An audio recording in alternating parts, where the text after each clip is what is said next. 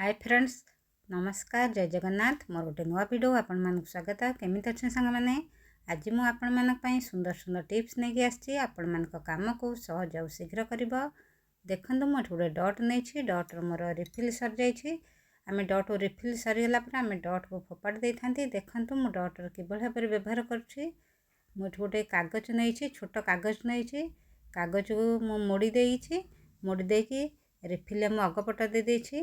तापर आपण मैंने यह आमे जो छुंची सब रखी था से आम एणे तेणे रखी दी था। आम जो दरकार समय आमर छुंची मिल न थाए।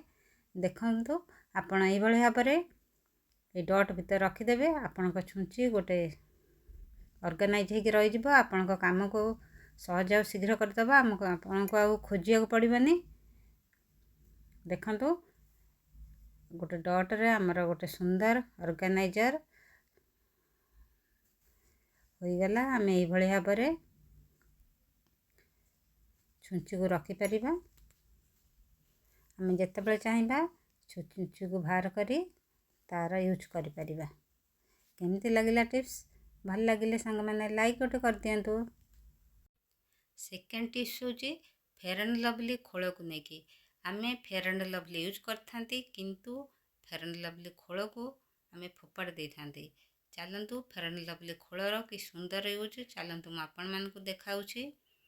देखंतु मु एठी फेयर एंड लवली खोल नहीं। खोलर मु दुई पट साइड रू टिके चापी भाया करदेवी। ताकू आम गोटे सुंदर गोटे काम लगेगा। आम बेले बेले कबाटा बेले बेले आपे आपे आउज होता है कि पवन देवा द्वारा कबाट आउज होता है। कबाट आउज होगा कि कबाट बाड़े होगा यह घर पर बहुत क्षतिकारक होता है। देखंतु मु को कबाटर तले दे दउछि।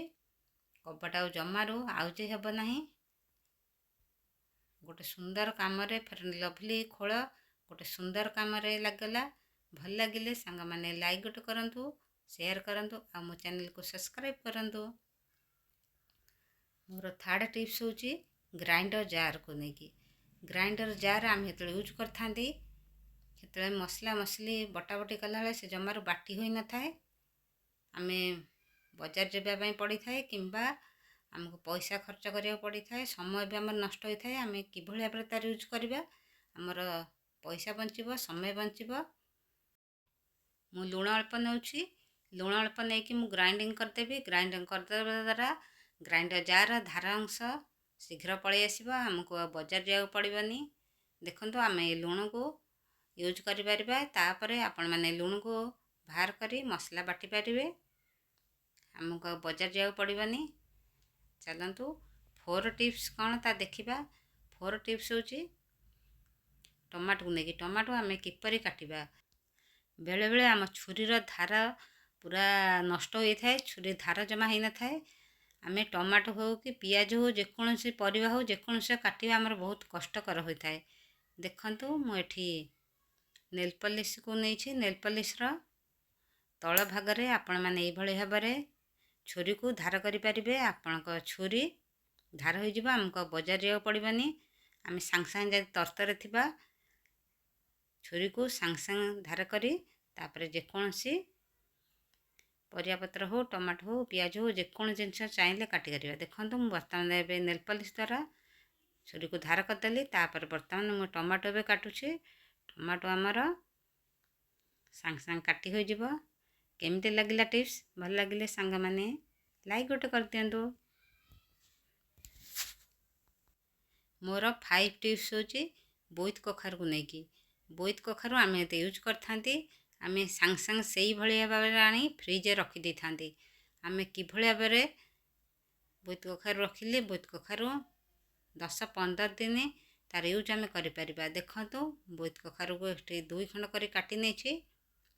तापर यार ऊपर अंश को जो सिरा अंश गुड़ाक सब बाहर करदेबा। बाहर करदेगी आम जदि फ्रिज रखिबा ताहले बोईत कखारू 10-15 दिन तार यूज करिपरिबा। देखंतु मु बोईत कखारू खंडे बाहर करदेली। तापरे आ गोटे बोईत कखारू खंडरू मु सबू से जो सिरा अंश सब बाहर कर दूछि। बाहर करदेबा द्वारा बोईत कखारू को आम अधिक दिन पर्यंत यूज करिपरिबा। बोईत कखारू ଜମାରୁ ପଚିବନି। କେମିତି ଲାଗିଲା ସାଙ୍ଗମାନେ ଟିପ୍ସ? ଭଲ ଲାଗିଲେ ସାଙ୍ଗମାନେ ଲାଇକ୍ ଗୋଟେ କରନ୍ତୁ ଆଉ ସାଙ୍ଗସାଥିମାନଙ୍କୁ ସେୟାର କରନ୍ତୁ। 6 ଟିପ୍ସ ହେଉଛି କଞ୍ଚା ଲଙ୍କାକୁ ନେଇକି। କଞ୍ଚା ଲଙ୍କା ଆମେ ଏତେ ଚୁନ ଚୁନ କରି କାଟିଥାନ୍ତି କିମ୍ବା ଆମେ ଯେତେବେଳେ ଶିଳରେ ମସଲା ବାଟିଥାନ୍ତି ଆମର ହାତ ବହୁତ ଜୋରରେ ପଡ଼ିଥାଏ। ଆମେ କ'ଣ କଲେ ଆମ ହାତ ବି ଆଉ ପୋଡ଼ିବନି, ଆମର ମସଲା ବଟା ହୋଇଯିବ, ଆମ କଞ୍ଚା ଲଙ୍କା ବି ଚୁନ ଚୁନ ହୋଇ କାଟି ହେଇଯିବ। ଦେଖନ୍ତୁ ମୁଁ ଏଠି ହାତରେ ଟିକେ ସୋରିଷ ତେଲ ଟିକେ ମାରିଦେଉଛି। ସୋରିଷ ତେଲ ମାରିବା ଦ୍ୱାରା ଆମର ହାତ ଆଉ ପୋଡ଼ିବନି, ଆମେ ମସଲା ବାଟିଲେ ବି ସୁଦ୍ଧା ଆମ ହାତ ଆଉ ପୋଡ଼ିବନି। ଦେଖନ୍ତୁ ମୁଁ ଏଠି ସୋରିଷ ତେଲ ଟିକେ ହାତରେ ମାରିଦେଇକି ତାପରେ ମୁଁ କଞ୍ଚା ଲଙ୍କାକୁ ଚୁନ ଚୁନ କରି କାଟିବି। ମୋ ହାତ ଆଉ ଜମାରୁ ପୋଡ଼ିବନି। ଆପଣମାନେ ଏଇଭଳି ଭାବରେ ଘରେ ଟ୍ରାଏ କରନ୍ତୁ ଆଉ ମୋ ସହିତ ଯୋଡ଼ି ହୋଇ ରହିଥାନ୍ତୁ।